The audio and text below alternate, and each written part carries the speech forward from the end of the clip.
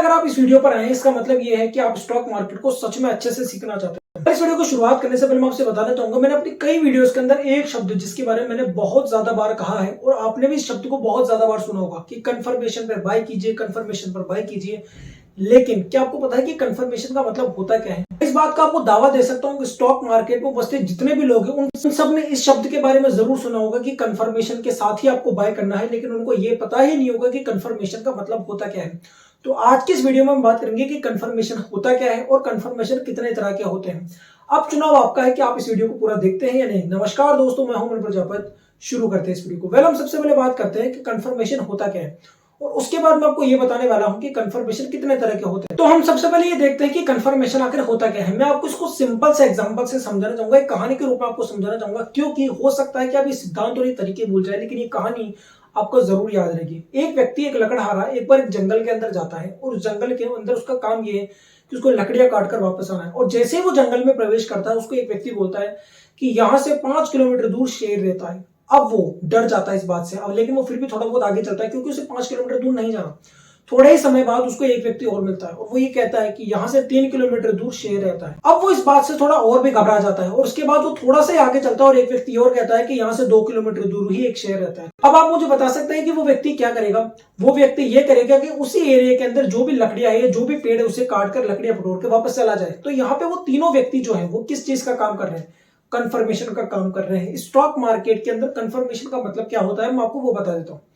Confirmation का मतलब होता है कोई एक ऐसा बिंदु या कोई ऐसी लाइन या कोई भी एक ऐसा सपोर्ट या कोई भी एक ऐसी चीज या कोई भी एक ऐसा पॉइंट जहां पर प्राइस आपको ये संकेत दे कि अब आपको यहाँ पे खरीदारी करनी है, तब आपको खरीदारी करनी होती है। इसे ही कंफर्मेशन कहते हैं। मुझे पता है कि अभी आपको ये सही से समझ में नहीं आया होगा, चलिए इसे बोर्ड पर समझने का प्रयास करते हैं। देखिए, बोर्ड पर आपको एक चार्ट पैटर्न दिखाई दे रहा होगा और यहाँ पर ये जो लाइन आपको दिखाई दे रही है ये 50 दिन के ईएमए की लाइन है। अगर आपको मूविंग एवरेज के बारे में नहीं पता तो मैंने इस वीडियो के अंदर आपको बताया है कि मूविंग एवरेज क्या होता है और हमें किस तरह से उसको उपयोग करना चाहिए। वास्तविकता में ज्यादातर लोगों को मूविंग एवरेज के बारे में पता ही नहीं होता कि वो किस तरह से यूज करना चाहिए हमें। तो इस वीडियो के अंदर आपको सब कुछ बताया गया है मूविंग एवरेज के बारे में। इस वीडियो के अंत में आपको 5 ऐसी स्ट्रेटेजीज भी बताई गई है जिसके द्वारा आप मूविंग एवरेज को उपयोग करते हुए प्रॉफिट बना सकते हैं। लेकिन अभी हम इस चार्ट के ऊपर जाते हैं। अब इस चार्ट को आप ध्यान से देखिए।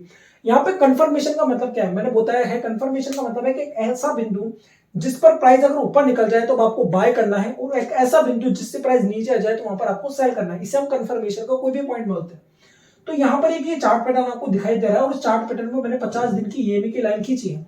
तो कंफर्मेशन का मतलब होता है जब भी ये 50 दिन के ईएमए की लाइन से प्राइस ऊपर आए आपको यहाँ पे बाय करना है और उसके बाद आप देख सकते हैं यहाँ पे आपको प्रॉफिट देखने को मिल रहा है। और उसके बाद जैसे ही प्राइस इसके नीचे निकल कर आए तो यहाँ पर आपको सेल कर देना है। अब देखिए यहाँ पे अब मैं आपको दोबारा एक चीज बताता हूँ। जैसे ही प्राइस दोबारा यहाँ पर आए यहाँ पे आपको फिर से बाय करना है और आपको देखिए कंफर्मेशन से क्या देखने को मिलता है। तो अब आप समझ गए होंगे कि कंफर्मेशन का मतलब क्या है। कंफर्मेशन का मतलब आपसे फिर बताता हूँ, वो एक ऐसा बिंदु या वो एक ऐसा लाइन जिसके ऊपर अगर प्राइस जाता है तब आपको बाय करना है और उसके नीचे प्राइस पर आपको सेल करना है। इसे हम सिंपल भाषा में कंफर्मेशन कहते हैं। अब मैं आपको ये बताने वाला हूं कि कंफर्मेशन कितने तरह के होते हैं, जो कि सबसे इंपॉर्टेंट पार्ट है इस वीडियो के अंदर। तो कंफर्मेशन टोटल 6 तरीके के होते हैं। सबसे पहला जो कंफर्मेशन आता है वो आता है कैंडलस्टिक का कंफर्मेशन। अब देखिए, कैंडलस्टिक का कंफर्मेशन इतना ज्यादा इंपॉर्टेंट है। अगर आपने ये वीडियो नहीं देखी तो इस वीडियो को जरूर चेक कीजिएगा, क्योंकि इस वीडियो के अंदर मैंने कंफर्मेशन के बारे में कुछ ऐसी टेक्निक्स, कुछ ऐसे सिद्धांत बताए और एक ऐसा रीजन बताया जिसकी वजह से कंफर्मेशन इतना ज्यादा इंपॉर्टेंट हो जाता है कैंडलस्टिक पैटर्न के तौर पर। इसलिए अगर आप कैंडलस्टिक पैटर्न की इस वीडियो को नहीं देखा तो इस वीडियो को जरूर चेक कीजिएगा। इस वीडियो का लिंक डिस्क्रिप्शन में आपको मिल जाएगा। लेकिन अभी इस वीडियो के अंदर मैं आपको बता देता हूं कि कैंडलस्टिक पैटर्न इतने ज्यादा इंपॉर्टेंट क्यों है। मैं आपको एक सिंपल से एग्जांपल से इसको समझाना चाहूंगा। मान लीजिए कि मैं कोई कैंडलस्टिक पैटर्न यहां पर ड्रॉ करता हूं और ये कैंडलस्टिक पैटर्न है हैमर का।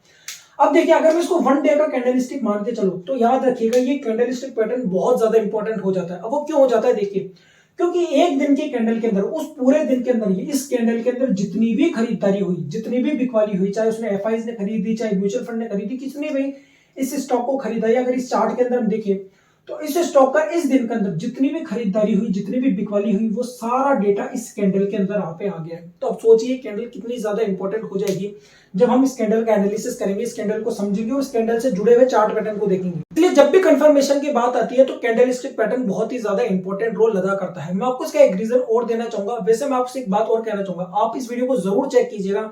इस वीडियो के अंदर कैंडलस्टिक पैटर्न के बारे में आपको बहुत ही नई जानकारी देखने को मिलेगी। लेकिन मैं आपको दूसरा रीजन और देना चाहूंगा। देखिए आज से कई साल पहले मैंने एक बात सुनी थी कि अगर आप कोई भी चार्ट खोले आपको 20 से 30 सेकंड के अंदर ही इस बात का पता चल जाना चाहिए कि आपको उस स्टॉक को बाय कहां करना है और कहां सेल करना है। अब मैं आपसे एक सवाल पूछता हूं, जब भी आप कोई चार्ट खोलेंगे, मान लीजिएगा आपको चार्ट स्क्रीन पर दिखाई भी दे रहा है, आपको चार्ट के अंदर क्या दिखाई दे रहा है? सिर्फ कैंडल्स दिखाई दे रही है। तो अब आप समझ सकते हैं कि कैंडल्स कितनी ज्यादा इंपॉर्टेंट है। अगर आप किसी अच्छे ट्रेडर से मिलेंगे जो बहुत ही ज्यादा एक्सपर्ट हो चुका है स्टॉक मार्केट के अंदर, जिसके कई सालों से अनुभव है, वो किसी भी चार्ट को 20-30 सेकंड के अंदर ही देखकर बता देंगे कि आपको यहां खरीदारी करनी है और यहां आपको सेल करना है। वो कैसे बता पाते हैं? कैंडलस्टिक पैटर्न की वजह से, क्योंकि उन्होंने इतने ज्यादा चार्ट पैटर्न देख लिए होते हैं अपनी एज के अंदर कि उनके दिमाग में हर एक चार्ट पैटर्न बिल्कुल क्लियर दिखाई देता है। इस वजह से वो बहुत ही तेजी से निर्णय ले पाते हैं किसी भी चार्ट को देखकर। इसलिए मैंने आपको बताया कि कैंडलस्टिक पैटर्न बहुत ही अच्छा कंफर्मेशन देता है हमें। अब हम बात करते हैं सेकंड कंफर्मेशन की, और उस सेकंड कंफर्मेशन के अंदर जो चीज आती है उसे हम इंडिकेटर कहते हैं। इंडिकेटर भी एक अच्छा कंफर्मेशन की तरह काम करता है। देखिए प्राइस सबसे ऊपर है, लेकिन उस प्राइस को फॉलो करने का काम यहाँ पे इंडिकेटर करता है।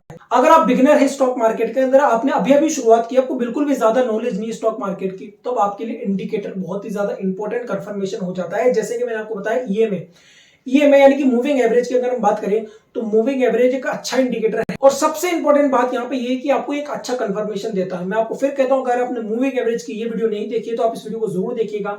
इस वीडियो के एंड के अंदर मैंने इतने सारे चार्ट पैटर्न के साथ वो बताया कि आपको कितना अच्छा कंफर्मेशन बनाकर देता है। अब देखिए यहाँ मैं केवल मूविंग एवरेज की बात नहीं कर रहा हूँ, आप चाहे कोई भी इंडिकेटर उठाकर देख लीजिए, चाहे आप आरएसआई को देख लीजिए, चाहे एमएसीडी को देख लीजिए, आप किसी भी इंडिकेटर को देख लीजिए, ये सारे इंडिकेटर अच्छा कंफर्मेशन का काम करते हैं स्टॉक मार्केट के अंदर। तीसरा कंफर्मेशन आता है न्यूज और इवेंट्स के रूप में। आपने कई बार देखा होगा कि कोई स्टॉक 3-4 महीने से कंसिस्टेंटली गिरता जा रहा है, लेकिन एकदम से वो अपनी चाल बदलता है, लेकिन आपको उस बात का यकीन ही नहीं होता। वो कंफर्मेशन भी दे देता है कैंडलस्टिक के इंडिकेटर के फॉर्म में, लेकिन आप उस स्टॉक को खरीदते नहीं और आप देखते हैं कुछ ही दिनों के बाद उस स्टॉक से जुड़ी हुई एक ऐसी न्यूज आती है जिसको पढ़ने के बाद आप ये समझ जाते हैं कि इस स्टॉक ने ये चाल क्यों बदली हो। लेकिन यहाँ सबसे इंटरेस्टिंग बात पता है क्या? यहाँ पे सबसे इंटरेस्टिंग बात वो ये है कि वो न्यूज आप तक तब तक पहुंचती है जब तक वो स्टॉक की आधी से ज्यादा चाल निकल चुकी होती है।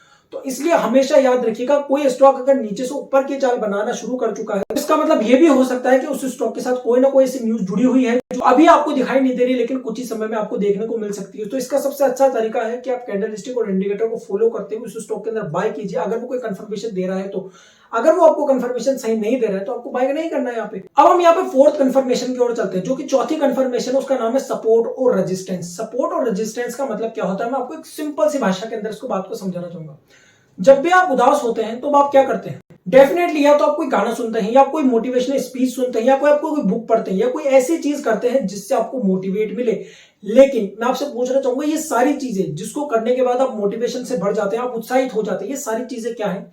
ये सारी चीजें एक सपोर्ट की तरह काम करती है। और जैसे आप इन सपोर्ट को यूज करते हैं, जैसे इन सपोर्ट पर पहुंचते हैं, आपके अंदर एक नया उत्साह और एक नया जोश भर जाता है। लेकिन इस सपोर्ट पर पहुंचने के बाद भी अगर आप बिल्कुल उत्साहित नहीं होते तो होता क्या है? आप डिप्रेशन के अंदर चला जाते हो, आप और नीचे चले जाते हैं। सेम यही कि यही सिनेरियो स्टॉक मार्केट के अंदर सपोर्ट और रेजिस्टेंस के रूप में भी काम करता है। सपोर्ट का मतलब होता है कि एक ऐसा पॉइंट जिस पर स्टॉक आने के बाद वापस से ऊपर का दाव लेता है। जी कि ये कोई स्टॉक है और ये किसी स्टॉक का चार्ट पैटर्न आपको दिखाई दे रहा है, तो यहाँ पर ये जो बिंदु है ये सपोर्ट का काम करता है यहाँ पे। यानी कि एक ऐसा बिंदु है जहां पर स्टॉक आने के बाद वापस ऊपर के चाल लेता है, उसके बाद वापस अगर ये नीचे गिर गया तो देखिए यहाँ पे रेजिस्टेंस का लेवल बनाता है, ये सपोर्ट का लेवल बनाता है।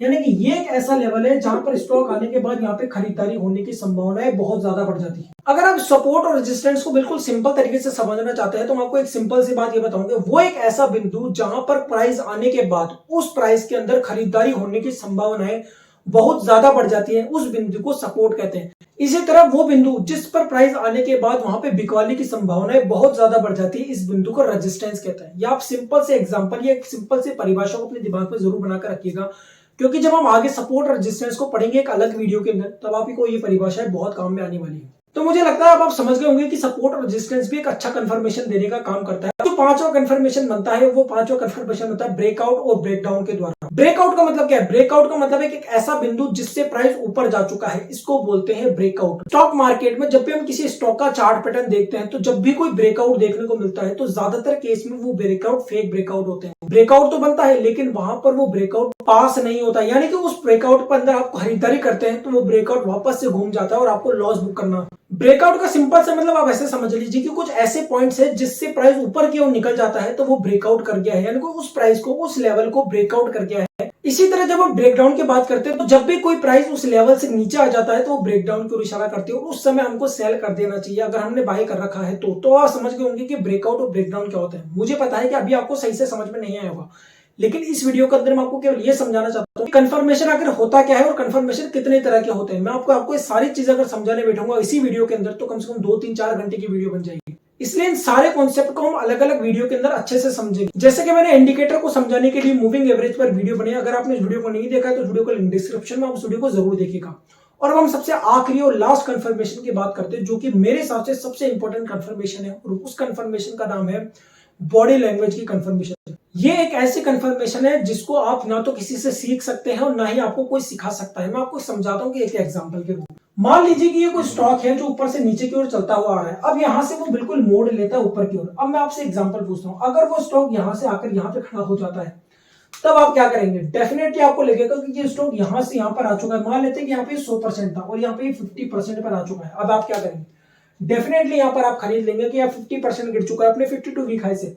लेकिन क्या वास्तव में आपको यहाँ पे बेचना नहीं चाहिए था? अब मैं आपको समझाता हूँ कैसे। बॉडी लैंग्वेज का मतलब ये होता है कि स्टॉक आपको दिखा कुछ रहा है और उसकी इच्छा कुछ और है करने की। या आप इस चीज को ऐसे भी समझ सकते हैं कि ये स्टॉक अपने 50% से गिरकर यहाँ पर जो आया है ये आपको केवल फंसाने के लिए आया है। यानी कि ये स्टॉक चाहता है कि आप इसे यहाँ पर बाय करें, लेकिन ये जब यहाँ पे आपको फंसाए तब आप यहाँ पे फंस जाए, उसके बाद यहाँ पे आप सेल ना कर पाए और सेल ना कर पाने की वजह से स्टॉक वापस से नीचे आ जाएगा। मैं आपको एग्जांपल देता हूँ। अगर मान लीजिए कि कोई भी 10 स्टॉक मैं लूं, जो भी आपकी इच्छा हो कोई भी 10 स्टॉक लो, अगर वो बहुत तेजी से नीचे की ओर गिर रहे हैं, मान लीजिए 50% नीचे गिर गए, 40% नीचे गिर गए, उसके बाद उन्होंने चाल बदली, वो 5-7% की चाल उन्होंने ऊपर की ओर ले ली, उसके बाद वो खड़े हो गए हैं, तो 10 में से 6 या 7 ऐसे स्टॉक होंगे जो वापस से नीचे की ओर आ जाएंगे। अब आप ये सोच रहे होंगे कि ऐसा क्यों, जबकि वो पहले ही ऑलरेडी इतना गिर चुके हैं। बस गिरने के दौरान भी उन्होंने बहुत सारा समय ले लिया, लगभग 6-7 महीने का समय ले लिया, उसके बाद भी स्टॉक ऊपर की ओर क्यों नहीं जा रहे? क्योंकि यही चीज सबसे इंपॉर्टेंट है यहाँ पे बॉडी लैंग्वेज को समझना।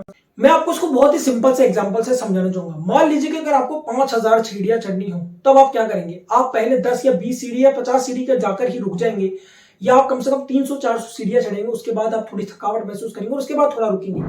डेफिनेटली आप ऐसा ही करेंगे। आप इसी सिनेरियो को उठाकर स्टॉक मार्केट के अंदर लगा के देखिए। कोई भी स्टॉक अगर 30% 40% नीचे गिर चुका है और उसके बाद उसने वापस से ऊपर चलना शुरू किया है, तो आप सोचिए अगर वो हल्का से ऊपर जाकर वापस खड़ा हो जाता है तो उसका मतलब क्या है? इसका मतलब ये है कि जो भी चाल उसने बनाई वो फेक चाल है, यहाँ पर वो स्टॉक वापस से नीचे आएगा। तो अब आप इस बात को याद रखिए कि जब भी कोई स्टॉक ऊपर से नीचे की ओर आता है और नीचे से ऊपर की ओर चाल बनाकर वापस खड़ा हो जाता है, यानी कि बिल्कुल नीचे से ऊपर की चाल बनाकर थोड़ी ही दूर पर आकर खड़ा हो जाता है, तो इसका मतलब ये है कि आपको दिखा तो रहा है कि ये स्टॉक नीचे से ऊपर की ओर आया, लेकिन वास्तविकता ये है कि ये स्टॉक ऊपर नहीं जाना चाहता और ये स्टॉक वापस से घूम फिर के नीचे ही आ जाएगा। हो सकता है कि जितना ही गिरा था उससे भी कई गुना और नीचे आ जाए, और ऐसा ज्यादातर बार होता भी आपके। यही एक ऐसा रीजन है जिसकी वजह से ज्यादातर लोग ये पूछते हैं कि हम किसी स्टॉक में कब एंट्री करें और कब एग्जिट करें। अगर उनको ये चीज समझ में आ जाती है तो बिल्कुल सही तरह से एंट्री करते किसी स्टॉक के अंदर और सही तरह से ही एग्जिट कर पाते किसी स्टॉक के अंदर, क्योंकि उनको ये बॉडी लैंग्वेज की अभी समझ नहीं है और ये समझ आपको कोई नहीं सिखा सकता। ये केवल आपको समझ आएगी आपके चार्ट पैटर्न के देखने से। आप जितना ज्यादा चार्ट पैटर्न देखेंगे, जितने ज्यादा कैंडलस्टिक पैटर्न की स्टडी करेंगे, जितने ज्यादा चार्ट पैटर्न को आप अपने दिमाग में रखेंगे, आप उतने ही ज्यादा क्लियर होते जाएंगे इस चीज को। और सबसे इंपॉर्टेंट मैं आपको एक बात और बताना चाहूंगा, आप चाहे किसी स्टॉक को खरीदे या नहीं खरीदे, लेकिन उस चार्ट को आप बड़े ध्यान से देखिएगा। लेकिन आप जब भी किसी चार्ट को देखें, जब भी आप किसी चार्ट को खोले, जब भी आप किसी स्टॉक को खोले, उस चार्ट को आप बहुत ही बारीकी से एनालिसिस कीजिएगा। उसका रीजन ये है कि हमारा माइंड बिल्कुल इस तरह से बना हुआ है कि हम डेली रूटीन के अंदर जो भी चीजें करते हैं वो हमारा कुछ हिस्सा सोख लेता है। तो जब आप चार्ट पैटर्न को बार बार देखते हैं तो वो कई चार्ट पैटर्न हमारे दिमाग में बन रहे होते हैं, लेकिन आपको पता नहीं होता उस चीज का। इसका मतलब ये कि जब भी आप उस तरह का चार्ट पैटर्न कभी दोबारा देखते हैं तो आपके दिमाग को क्लिक हो जाती है ये बात कि ये चार्ट पैटर्न मैंने पहले भी कभी देखा था। और उसका मतलब ये है कि वो चार्ट पैटर्न के बाद जो भी घटनाएं हुई उस घटना से तो बहुत हद तक संभावना इस बात की है कि इस चार्ट के अंदर भी सेम वैसी ही घटना हो सकती है। और इस चीज से आप इस कंफर्मेशन को समझ सकते हैं कि स्टॉक मार्केट के अंदर बॉडी लैंग्वेज किस तरह काम करती है किसी स्टॉक के अंदर चार्ट पैटर्न में। तो यहाँ पर ये 6 की 6 कंफर्मेशन खत्म होती है। मुझे विश्वास है कि सारे तरीके और सारे कॉन्सेप्ट आपको बहुत पसंद आएंगे। अगर इस वीडियो से कुछ नया सीखने को मिले, इस वीडियो को लाइक कीजिएगा, शेयर कीजिएगा, चैनल को सब्सक्राइब कीजिएगा और किस तरह के टॉपिक्स पर आप वीडियो देखना चाहते हैं मुझे कमेंट करके जरूर बताइएगा। Thank you for watching this video.